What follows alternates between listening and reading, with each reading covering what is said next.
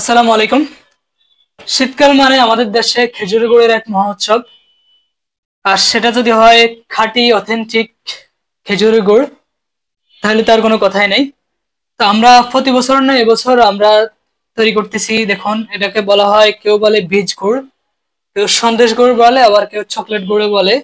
এই গুড়টা বিশেষ করে বাচ্চারা খুব বেশি পছন্দ করে। তা আসলে তৈরি করা অনেক কষ্ট, অনেক সময় লাগে এই গুড় তৈরি করতে।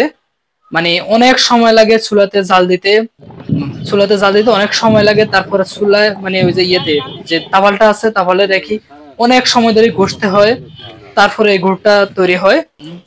আর সে সাথে আছে আমাদের কাছে পাটালি গুড়। দেখুন, খুবই ফ্রেশ, মাশাআল্লাহ।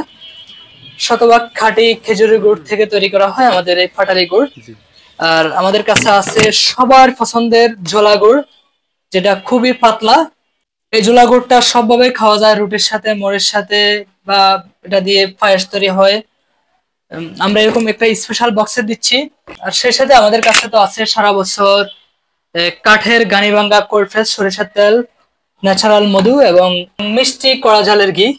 তো যারা যারা অর্ডার করতে চান দেশ এবং প্রবাস থেকে, সরাসরি আমাকে ইনবক্স করুন অথবা কল করুন 0168 3290 608।